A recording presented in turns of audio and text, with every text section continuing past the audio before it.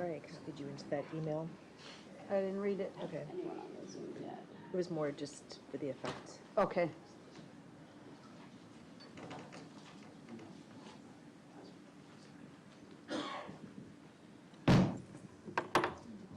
Oh, the Christie one? Yeah. Now I know what you're talking about. It's looking ridiculous. I don't know what I have to say. Yeah.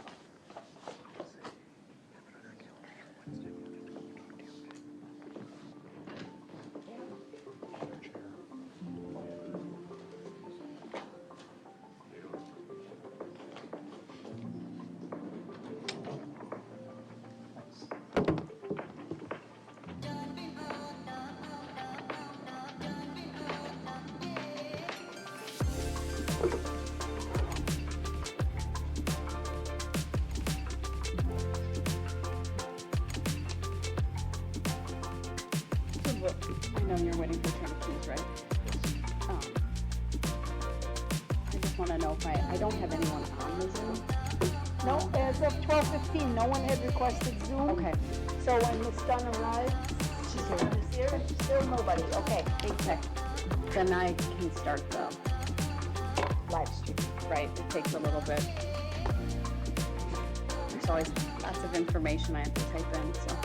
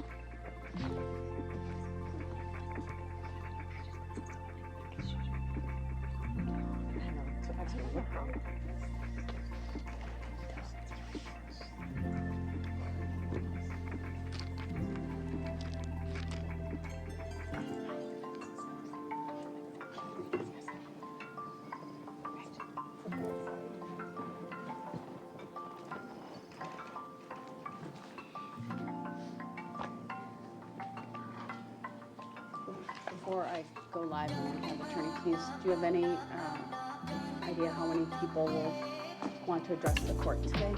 Yes, we have 3 individuals that want to provide an oral statement. 3 others have submitted statements that Jen Dunn is going to read on their behalf. And then there were written statements filed previously. I believe the court has those. Those were e-filed for 3 other individuals. Do you have those written, Attorney Perry? Saw them online.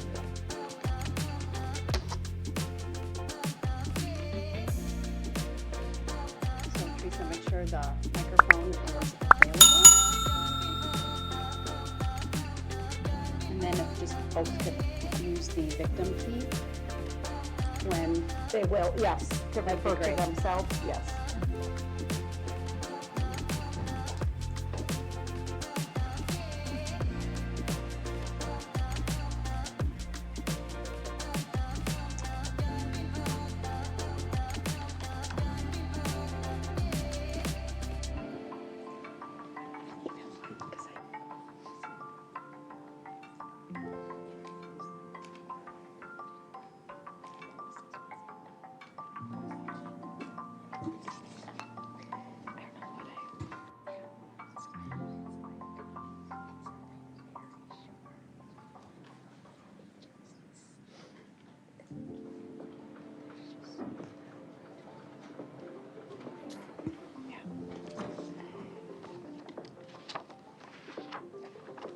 Oh, Christie's trial got adjourned. It did, Board. No, I didn't. Oh, I missed.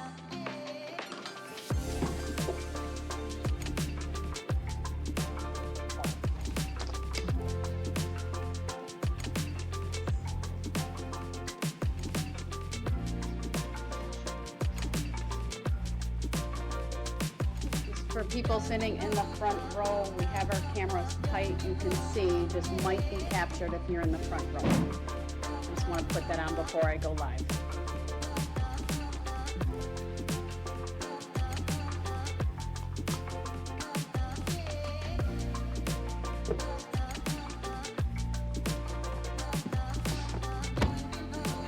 I'm starting the live stream then.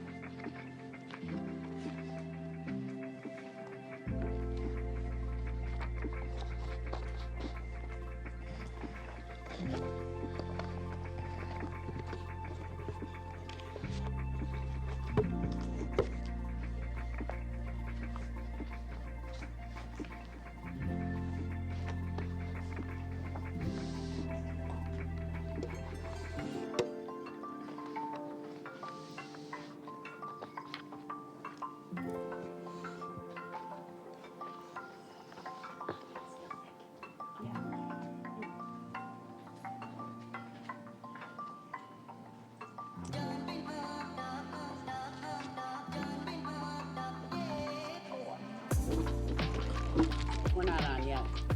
I have to check the settings.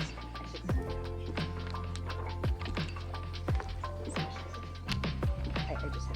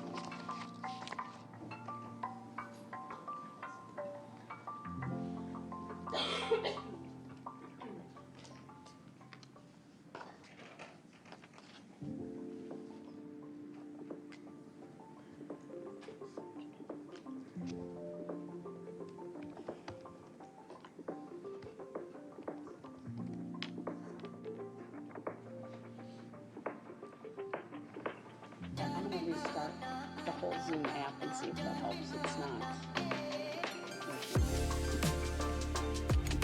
Give me a second.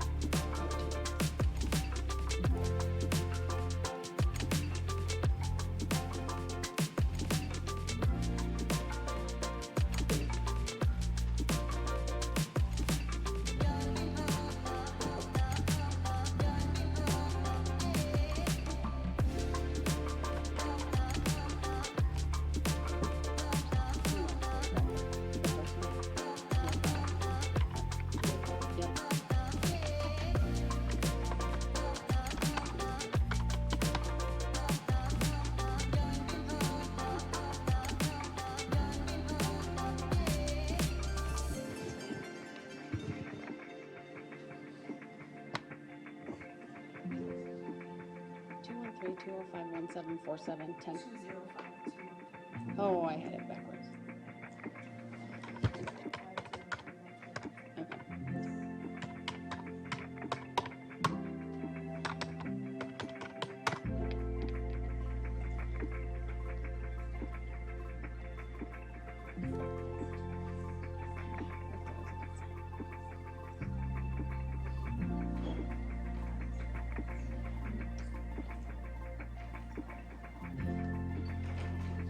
Okay. It's not.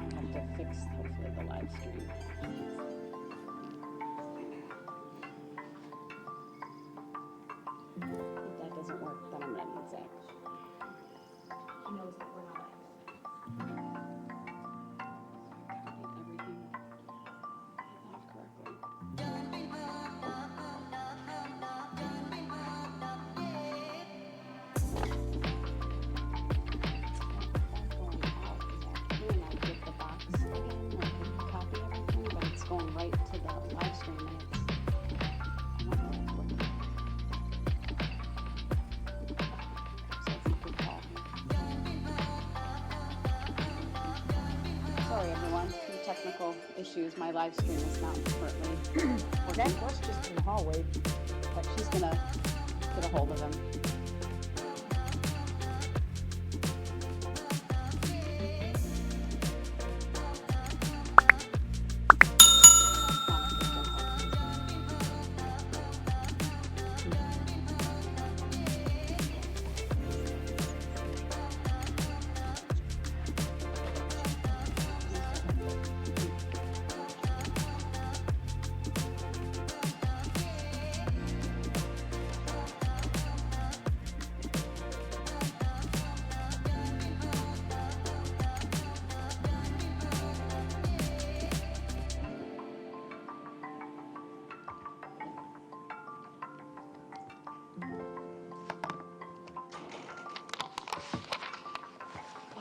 Figure it out. I think. I don't know.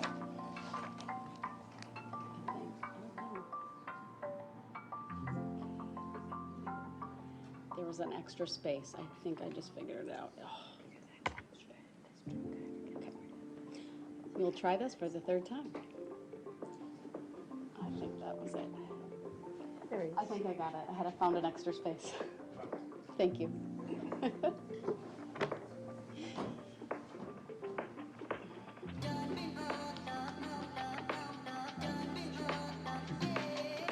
It's working.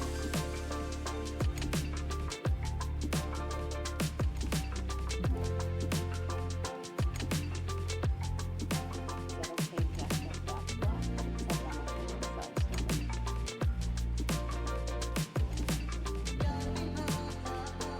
All right, very well. We are up and running then with the live stream. I will call State of Wisconsin versus Darrell Brooks, case number 21CF1848. Appearances, please. Good afternoon, Judge Sue Upper, Leslie Basie, and Jack Wichell, appearing on behalf of the state. Darrell Brooks appears in person in custody with his attorneys Anna Keys and Jeremy Perry. Good afternoon. All right, good afternoon. We are here today to primarily address the defense motion for adjournment of the trial date that was scheduled to start in October of this year. I want to acknowledge that I did see the state's reply along with 3 written statements that were filed by 3 of the victims. I presume the defense has had an opportunity to review those things as well. We have. All right, I will start with asking the defense for further argument, then I'll turn to the state, including whether any additional victims would like to provide statements either directly or through Jen Dunn. Thank you. All right, go ahead. Thanks, Judge. On March 11th, I think that's the date we were first in front of this court.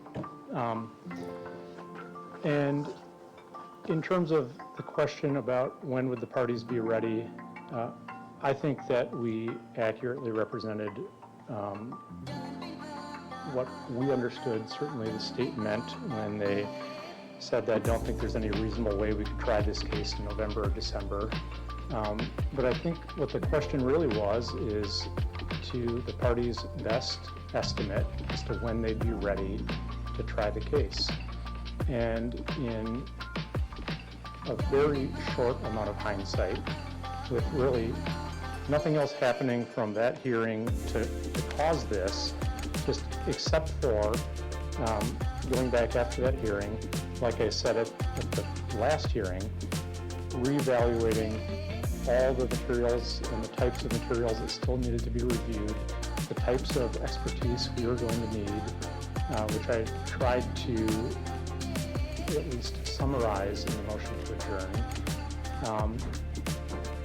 Our best estimate in terms of when the defense would be ready to proceed and be prepared for trial resulted in us realizing that October is not realistic. And so rather than waiting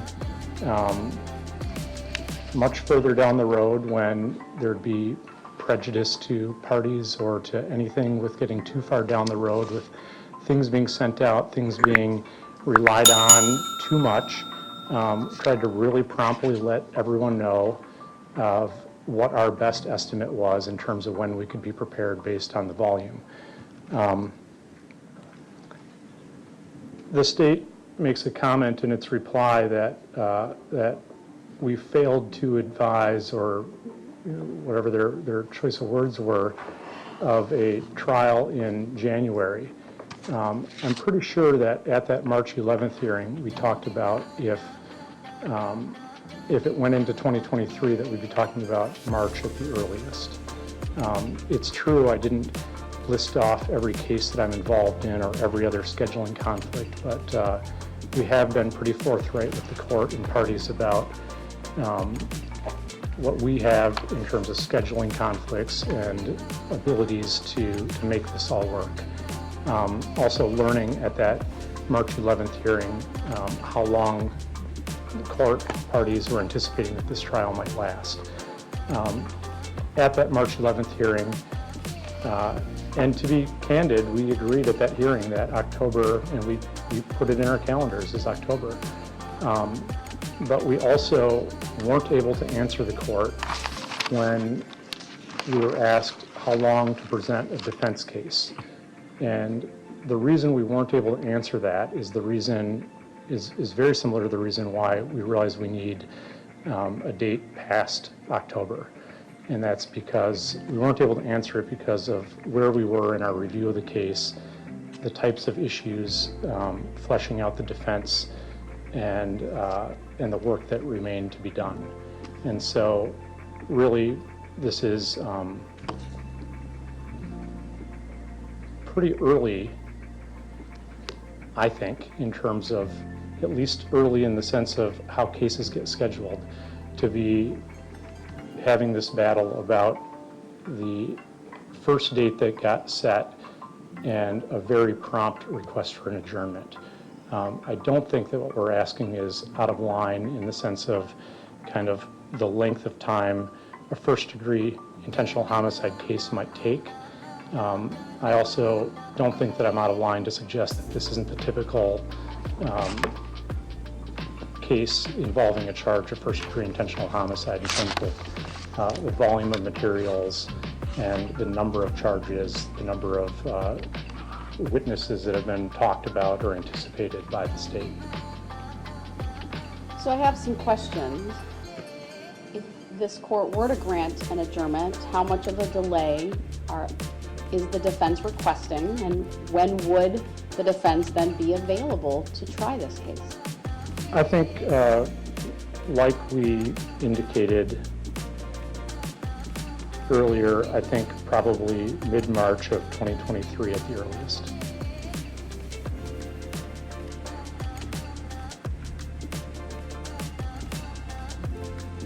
You have another case with sounds like a lengthy case, a bit of involvement, and that is currently scheduled for how long? And it's also scheduled for trial, is that right? It is. It's set to begin January 9th, I think, and last for 5 weeks.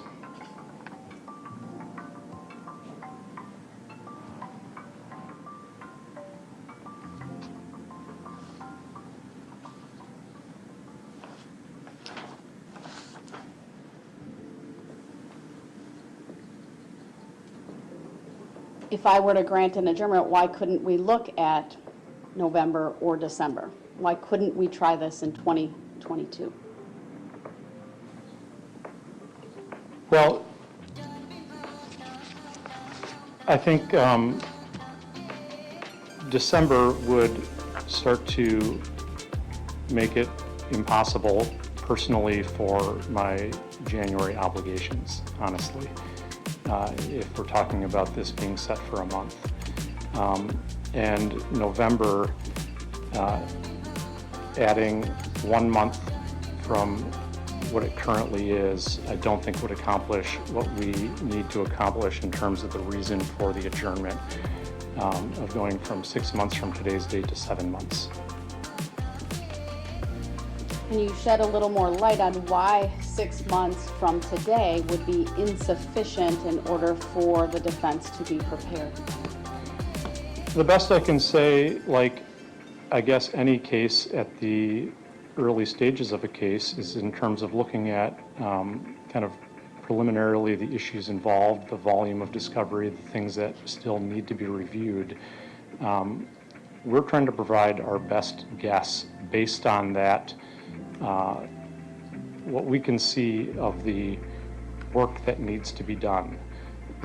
And we're trying to do that in a way that doesn't shortchange us and shortchange any of the parties, in a sense where we might wind up coming in and saying, we need 2 more weeks, right? We don't want to do that. We want, when we set a date for a trial of this length and with all the people that are going to be involved in it, to not have to get it adjourned when we get closer to it.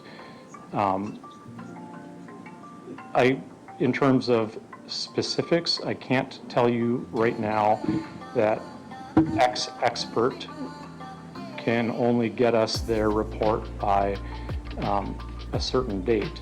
But I do know the amount of work that we need to do prior to getting materials to an expert for that review, and to figure that out, and going by sort of past experience in the agency of how long some of these things take. And I feel confident in saying that 6 months, when we start to break that down into the increments, is unrealistic. Is that something within the agency that's problematic, and the caseload and the availability of experts to review? Or is that case specific? I think it's case specific based on just experience within and just getting experts, and the amount of time it takes to review, and the amount of time if there's travel involved and those things. But you know, if it probably goes without saying, this isn't our only case, but it's getting a lot of our attention, which it deserves. So it's really, this request is based on balancing all of those things. I asked earlier if you had seen the response filed by the state, and in that response, they list really a timeline of events primarily related to discovery. You recall reviewing that? Yes. Anything about that you would specifically respond to? Is it inaccurate, or is it an accurate recitation of when and what the state has provided to the defense in terms of discovery and opportunity for review of certain things, even if that was prior to the preliminary hearing? No, that struck me as pretty accurate.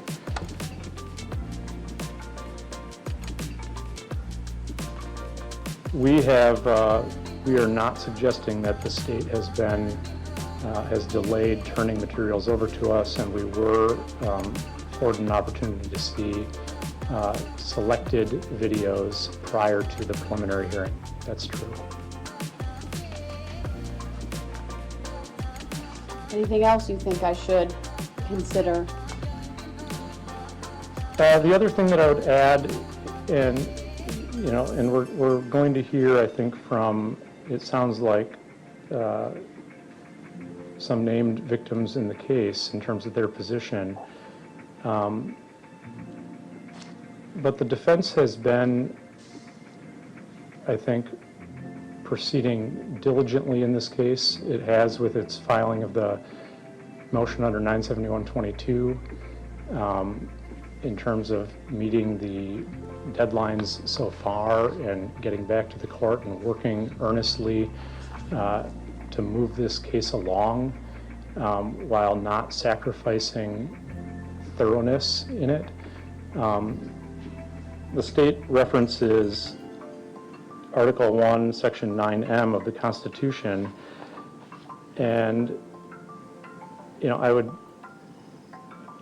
suggest that the subsections that they've quoted from, of proceedings free from unreasonable delay, timely disposition of the case free from unreasonable delay, I think that what we're asking is reasonable in this case, and it's reasonable considering sub 6 of that section, which is Article 1, Section 9M, may not be interpreted to supersede a defendant's federal constitutional rights. And what we are doing is trying at this early stage to avoid an issue where we're at trial and we aren't prepared to offer Mr. Brooks his thorough defense that he's entitled to. And that's it. That's the reason for this.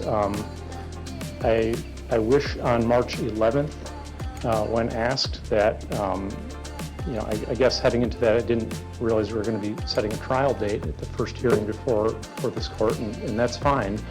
And so I tried on, just 2 weeks later, when we realized it, to, at the start of that hearing, to alert everyone of that.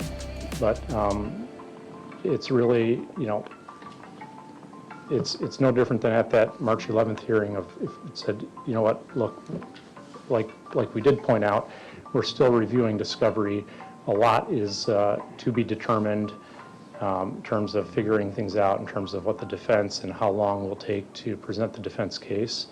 And October of 2022 isn't realistic to accomplish all of those things. Would I be wrong if I presume that there's been an initial review of all discovery made by your team? Well, we've certainly reviewed what has been provided to us, but in terms of a close review, I guess it depends on what's meant and what's understood by an initial review. Yeah, there aren't piles of materials that we don't know what that is, but in terms of carefully reviewing it, we're still working through it. I know you referenced effective assistance of counsel. I'm certainly very mindful of that, and there's not a person in this room who does not want there to be effective assistance. Obviously, within your own agency, individuals have to be certified to handle these cases. That's at least my understanding. Obviously, two of the very senior people in your office.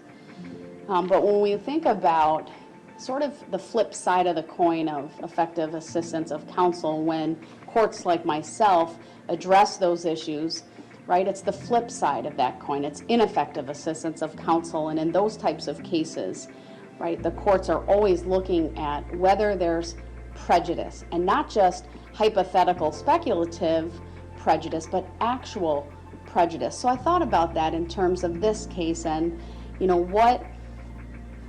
what can you point me to or set forth for me that would say if we don't get this adjournment, we will be prejudiced in this way, whether it's the unavailability of a certain witness or foreclosing a line of defense or something along those lines. Do you have anything like that? I can't at this stage, but I'd suggest that's not the right approach at this point. That kind of post-conviction analysis, which is what would have changed when we're talking at the front end of the case of the need to investigate.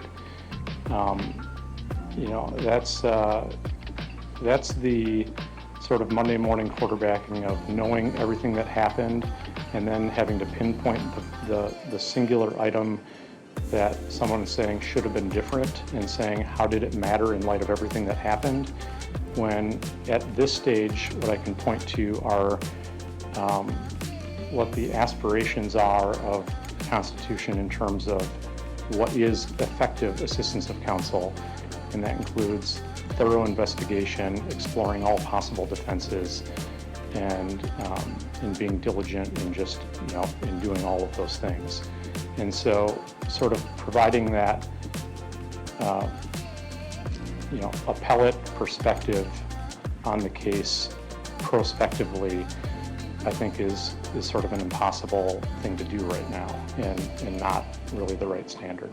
And I'm not saying I'm injecting into this a standard, right? But there's still some value in looking at, because I do have to make a decision here today, and a request for continuance is a decision that is within the sound discretion of the trial court, and as you all know, it's a balancing of interests, even at this stage of the game, not looking back, right, Monday morning quarterback or retrospectively, but it's really the balancing of the interests that are at stake.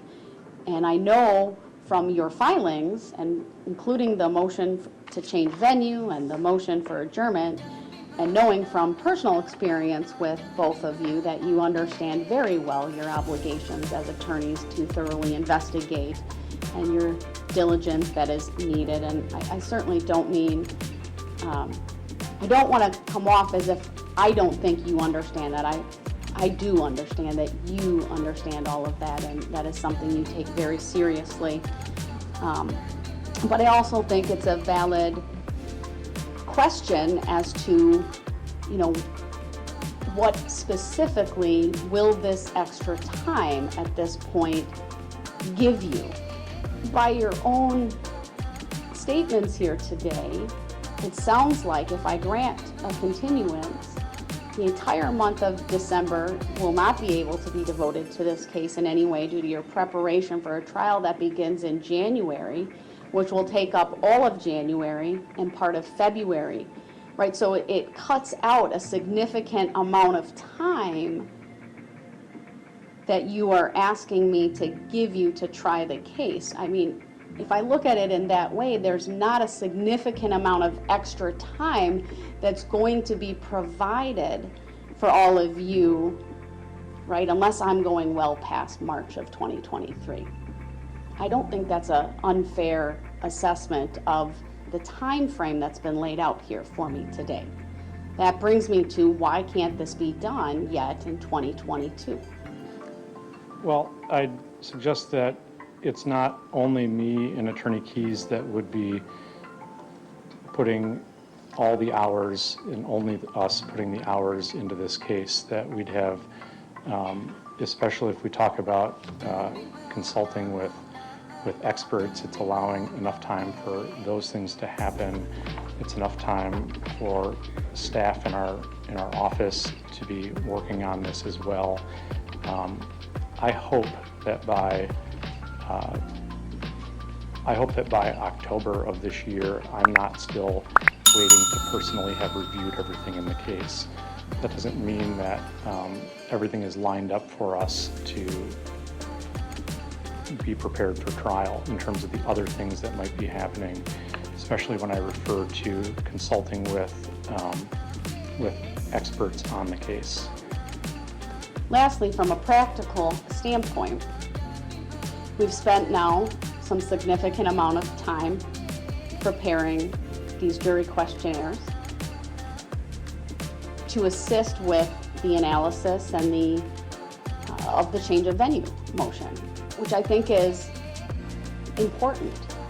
Certainly not an idea that anyone came up with in this case. It's something that's been utilized in other cases and some very high-profile cases, even throughout this country. And so from a practical standpoint, if we're not able to do a trial until 2023, then I'm not able to send out the jury questionnaires until sometime shortly after October 1. And so that puts delaying the change of venue motion, because I think it's important to have those questionnaires returned, given the size of the county that we are in and the size of the master list. Understanding, as we talked a little bit about at the last hearing, the master list for 2022 is over 314,000. I've already had our clerk's office send out 2,500 initial jury qualification questionnaires. That's just a basic questionnaire. Of that, we've had over 1,500 already returned. So it's a significant amount of people that I would want to send this questionnaire out to. Frankly, much larger is my understanding than what we did for a case like Slenderman. And I'm not saying that those are apples to apples, right? But that's what we have by way of recent experience here in Waukesha County. And so is the defense prepared for the possibility then that that change of venue motion will not be decided in all likelihood until closer to the end of 2022? And is that reasonable or acceptable?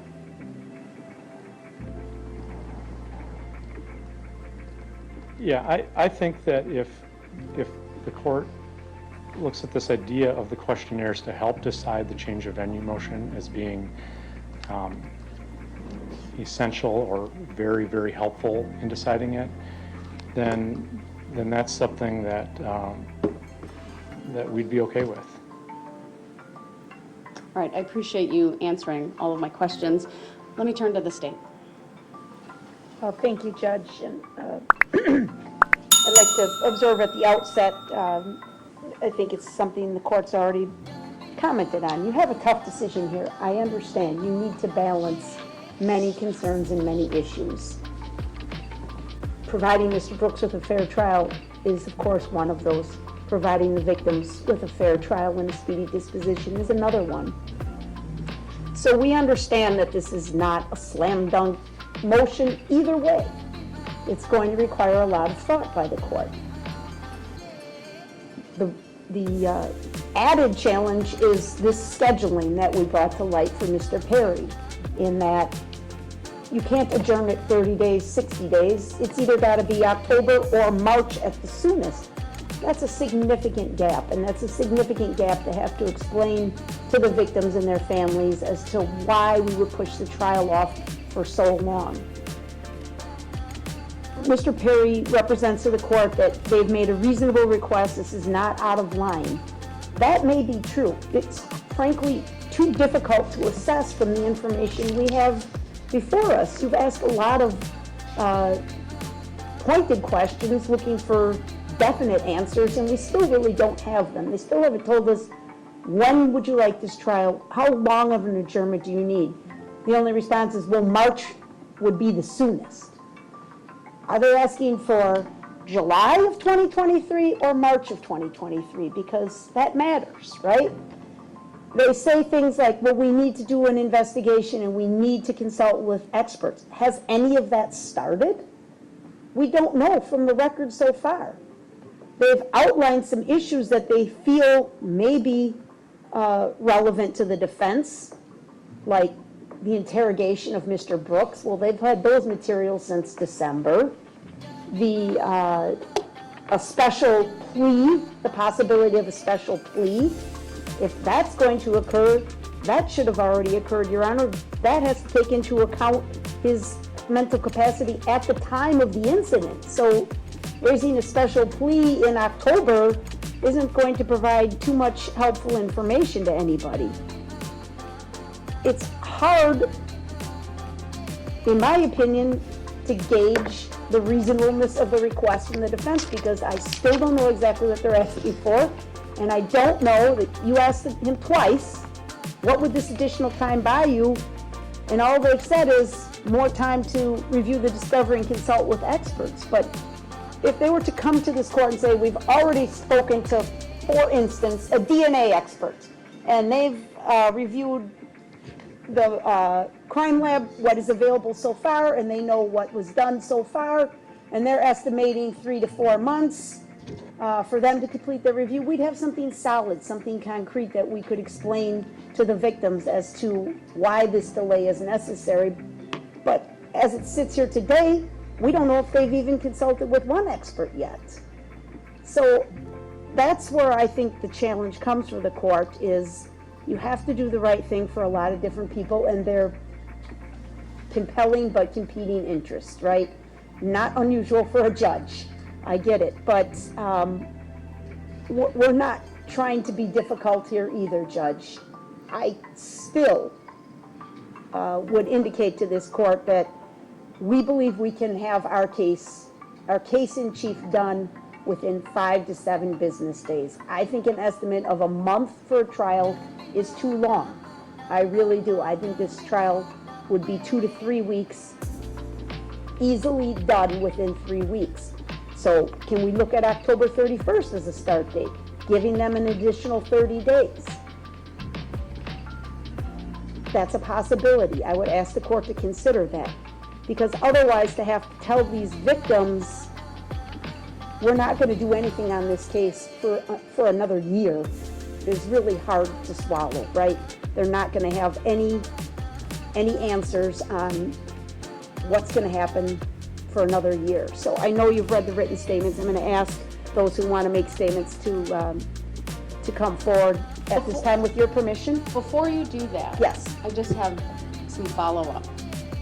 Just on the trial scheduling, I know you're very confident about putting your case in chief in. Yes. So when I say a month, I factor into that the fact that this court has to do preliminary instructions, which will be quite lengthy, and then at the end of the trial, significant instructions. These aren't instructions that are going to take an hour, right? They could very well take a day, two, I don't know. I haven't certainly had to instruct a jury on over 80 counts. And so I know that that adds to it as well. And then I'm also factoring into that my best estimate, I guess, at this point of deliberations, understanding that a jury has to go through each verdict one by one. And so I don't think it's at all unreasonable to think that in total this is going to take about a month's time. You know, I understand. it might take less, but I'm trying to be mindful of everyone's schedules and give this case the time that it needs for all aspects of the trial. You may very well be right. It can be done closer to 3. But I did want to put that on. What about, though, this idea that the trial, if it goes into November, do you think there's any potential, I guess, for prejudice there coming up on the 1-year anniversary?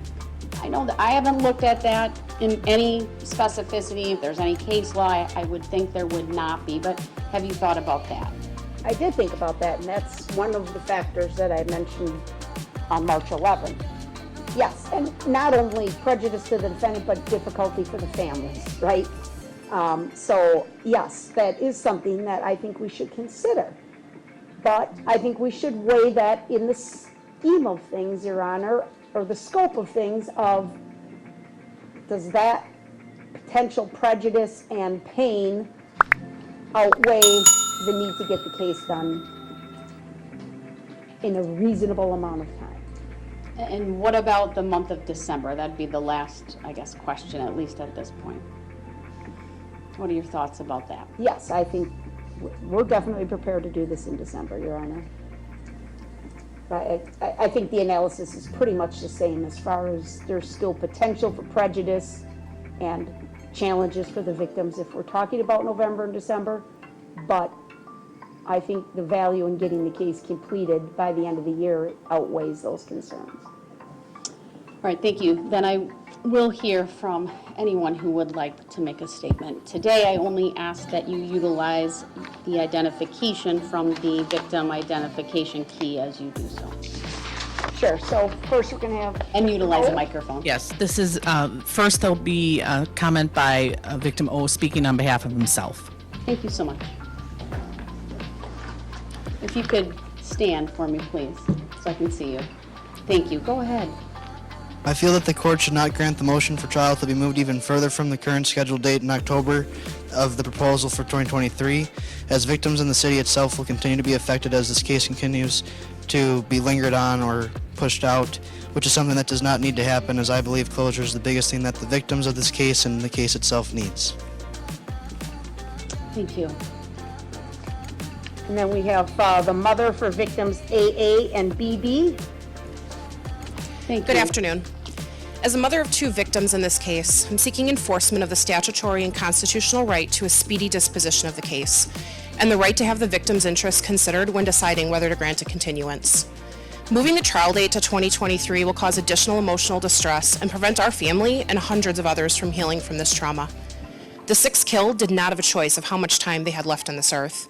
The more than 60 injured did not have a choice of how much time they had to enjoy the quality of life they may never regain.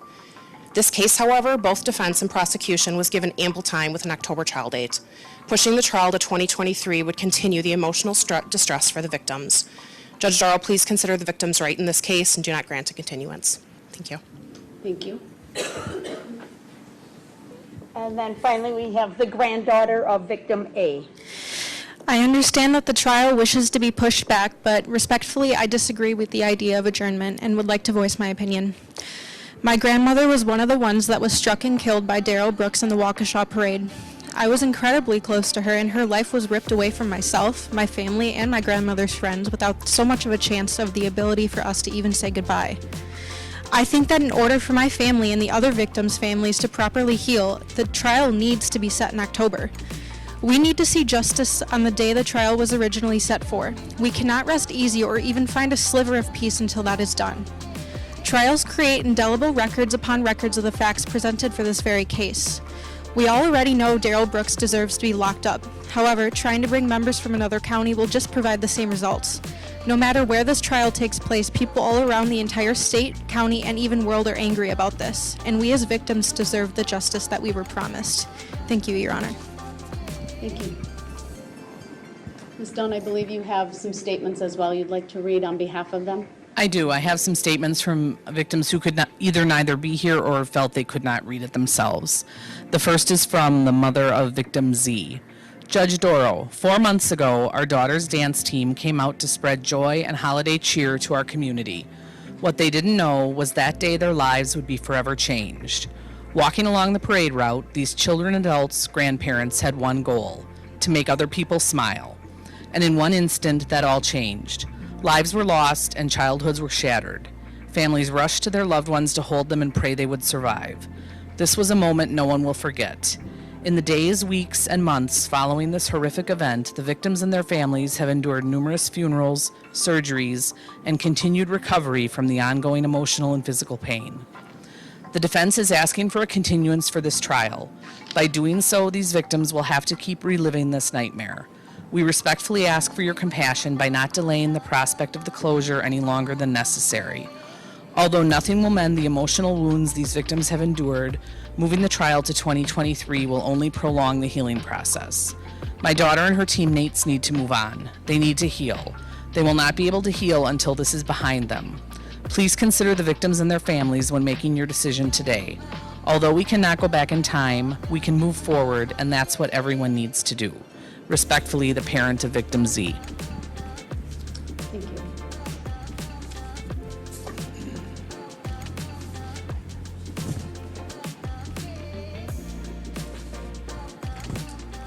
This next one is from the mother of victim II, victim JJ, victim LL, and victim KK.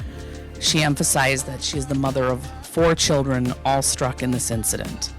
Good afternoon, Judge Doro. I start off by asking you to please consider the victim's rights in this case and do not grant a continuance. My children who were bluntly hit by Mr. Brooks deserve justice with a speedy disposition of the case.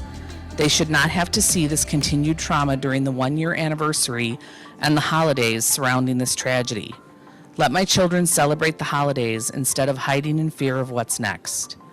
I believe the October trial date should remain, and the continuance should be avoided at all costs to assist the healing with my children.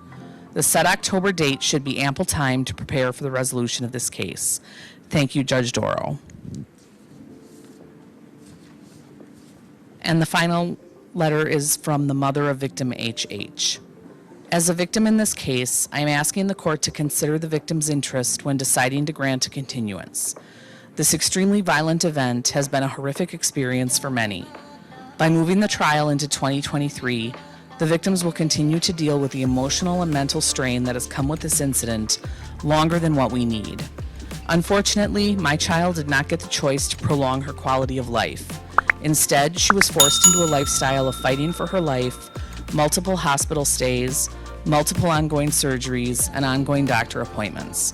This event has caused a daily impact on her life with no sure fix with the medical issues. Her 11-year-old normalcy was taken from her too soon. I am begging for you to consider finishing this trial as soon as possible so that my family and many others can find some sort of emotional ending in this incident, especially since my family is stuck with lifelong daily reminders that feels as if they will never come to an end. Thank you, Ms. Dunn. Attorney Upper, anything else from the state? No, Judge. Attorney Perry, since it is your motion, I'll give you any final last thoughts or words you have at this time. Sure. An example offered by the state is a good one, talking about how we're not sitting here today saying we've talked to a DNA expert and they've told us this is how much time it will take to analyze the DNA. The DNA is one of the things that we're still waiting on, and that's part of it, right? It's the